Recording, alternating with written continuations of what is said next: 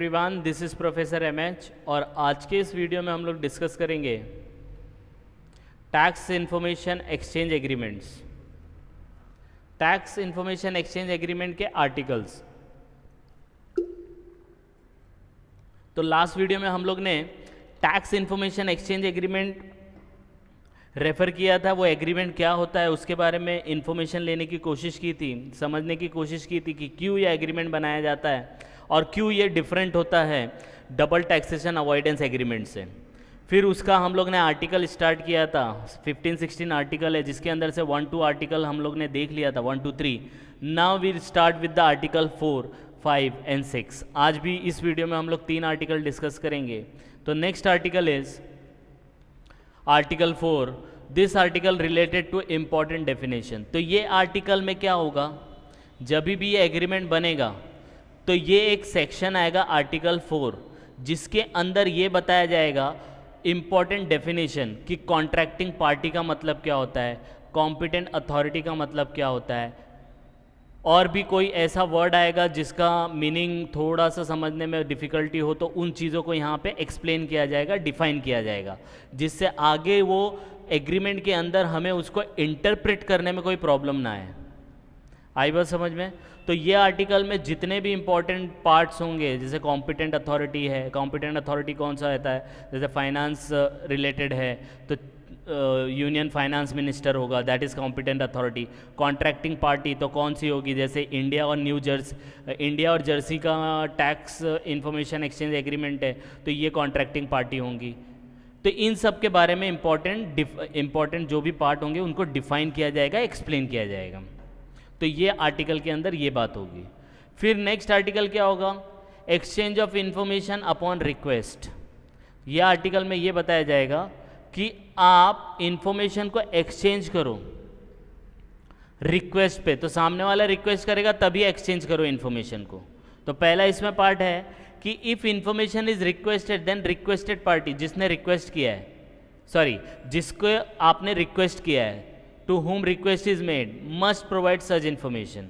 तो ये आर्टिकल में ये सब एक्सप्लेन किया गया है कि जिसने भी रिक्वेस्ट किया गया है तो सामने वाला वो इन्फॉर्मेशन प्रोवाइड करे। तो वो कब करेगा, जब आप एग्रीमेंट बनाएंगे। तो ये एग्रीमेंट में ये क्लॉज डाला है, आर्टिकल डाला है कि अगर सामने वाले ने कुछ इन्फॉर्मेशन मांगा तो वो आपको प्रोवाइड करनी पड़ेगी, सामने वाले ने कोई इन्फॉर्मेशन मांगा तो आपको वो इन्फॉर्मेशन प्रोवाइड करनी पड़ेगी। आई बात समझ में? फिर दूसरा बोला है कि the requested party must use all the relevant measures to provide the information. तो सामने वाले ने अगर कोई इन्फॉर्मेशन मांगा है तो वो उसके हाथ में जितने भी रिलेवेंट मेजर्स है जिससे वो इन्फॉर्मेशन कलेक्ट करे और प्रोवाइड करे, वो सब मेजर्स को वो एग्जीक्यूट करेगा और इन्फॉर्मेशन प्रोवाइड करेगा। तो जब भी जैसे इंडिया और जर्सी के बीच में टैक्स एक्सचेंज इन्फॉर्मेशन एग्रीमेंट है, तो अगर जर्सी ने कोई इन्फॉर्मेशन मांगा तो इंडिया वाला अपने सब मेजर्स यूज़ करके वो इन्फॉर्मेशन कलेक्ट करेगा और प्रोवाइड करेगा। तो ये आर्टिकल के अंदर ये सब एक्सप्लेन किया जाता है। फिर ये बोला है, नेक्स्ट पार्ट बोला गया है कि ऑन रिक्वेस्ट, जब रिक्वेस्ट किया जाएगा तो competent authority have the authority to obtain and provide the following information. तो कौन कौन सी इन्फॉर्मेशन वो कलेक्ट कर सकती है और प्रोवाइड कर सकती है, तो जितनी भी इन्फॉर्मेशन बैंक के पास हो, information held by banks, financial institution, nominee, trustee, ये सब इन्फॉर्मेशन प्रोवाइड करेगी। फिर दूसरा ओनरशिप से रिलेटेड कि कंपनी का ओनर कौन है, पार्टनरशिप का ओनर कौन है, ट्रस्ट को कौन ओन करता है, फाउंडेशन को कौन ओन करता है, सेटलर कौन है, बेनिफिशियरी कौन है, ये सब का इन्फॉर्मेशन आपको ऑब्टेन करना होगा और प्रोवाइड करना होगा। आ रही है बात समझ में? यस और नो? मतलब इसका एग्रीमेंट का मतलब यही है कि एग्रीमेंट जब बनता है तो पॉइंट वाइज बनता है। तो 4th पॉइंट में क्या बोलेगा कि भाई जो भी चीज़ में आपको कन्फ्यूजन है कि भाई पार्टी का मतलब क्या, तो कॉन्ट्रैक्टिंग पार्टी को डिफाइन कर दिया। कॉम्पिटेंट अथॉरिटी का मतलब क्या, तो इससे मतलब क्या समझ में आता उसको डिफाइन कर दिया। तो जो चीज़ नहीं समझ में आती उनको डिफाइन करेंगे आर्टिकल 4 के अंदर। आर्टिकल 5 में बोला है कि जब आप इंफॉर्मेशन एक्सचेंज करो तो जब कोई रिक्वेस्ट करे तो प्रोवाइड करो, जितने भी मेजर्स हो सके सब लो उस इन्फॉर्मेशन को प्रोवाइड करने के लिए। और कौन सी इन्फॉर्मेशन प्रोवाइड करना है, जो बैंक के पास हो, ओनरशिप ऑफ कंपनी और पार्टनरशिप का हो, वो सब इन्फॉर्मेशन प्रोवाइड करना होगा। आई बात समझ में? यस और नो? लास्ट वाला बोलता है आर्टिकल 6 टैक्स एग्जामिनेशन अब्रॉड, जैसे इंडिया और जर्सी के बीच में टैक्स इन्फॉर्मेशन एक्सचेंज एग्रीमेंट बना है, तो इसको टैक्स एग्जामिनेशन अब्रॉड, तो जर्सी वाला इंडिया में आ सकता है इंस्पेक्शन के लिए और इंडिया वाला जर्सी में जा सकता है इंस्पेक्शन के लिए। यही पॉइंट यहाँ पे दिया है। कॉन्ट्रैक्टिंग पार्टी तो इंडिया हो गया और जर्सी हो गया।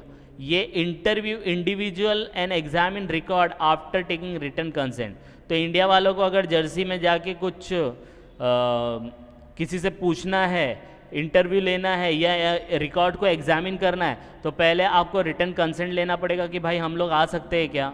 तो इंडिया वाला कंसेंट लेगा लेटर भेज के, फिर वहाँ के लोगों से वो इंटरव्यू करेगा, बात करेगा कि भाई आपको क्या क्या मतलब टैक्स से रिलेटेड क्या क्या जो भी इन्फॉर्मेशन चाहिए वो सब कलेक्ट करेगा, और वहाँ पे जो भी रिकॉर्ड अवेलेबल होगा उसको वो चेक कर सकता है।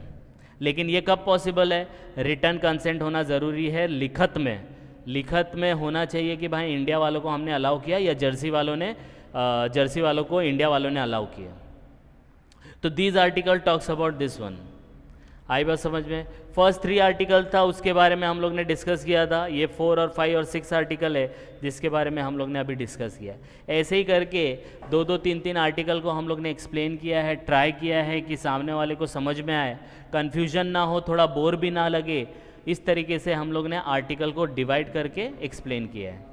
तो आप इनको गो थ्रू करिए। कुछ डाउट आएगा तो प्लीज़ कमेंट, और कुछ सजेशन दे सकते हो आगे आने वाले वीडियो को इम्प्रूव करने के लिए, तो please suggest us. Thank you for watching and please like and subscribe for more videos. Thank you.